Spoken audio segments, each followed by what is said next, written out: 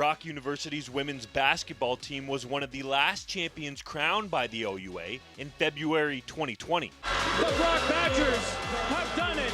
They've come here in downtown Toronto and beaten the Rams on the road. The Critelli Cup champions are from St. Catharines, Ontario. Despite being sidelined during the pandemic, student athletes have felt the financial effects. Before COVID, approximately $8 million in scholarship money was earned at institutions across the province. That number was cut in half, $4 million over the last year. Our schools have honored those scholarships as best they can.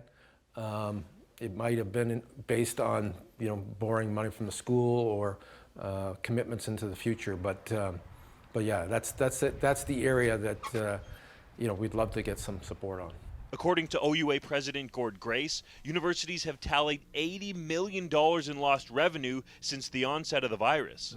The Ontario Hockey League has been impacted in similar ways, and Ontario Sport Minister Lisa MacLeod sent $2.35 million to the OHL to help the league's post-secondary education scholarship program for athletes with its 17 Ontario-based teams. Much like we saw the funding that went to the OHL. We've got 9,500 student athletes in Ontario, and certainly the impact of COVID's been different on each of those campuses. It's about all our student athletes, the ability to come back next year and go to school and pay for their tuition without going further into debt. The OUA oversees 20 universities in Ontario with 23 different sports played. We've learned that it was only last week that the Sport Minister's office had a conversation with the OUA, although Lisa MacLeod wasn't directly involved. We reached out to her for comment, but have yet to hear back. Back to you, Phil.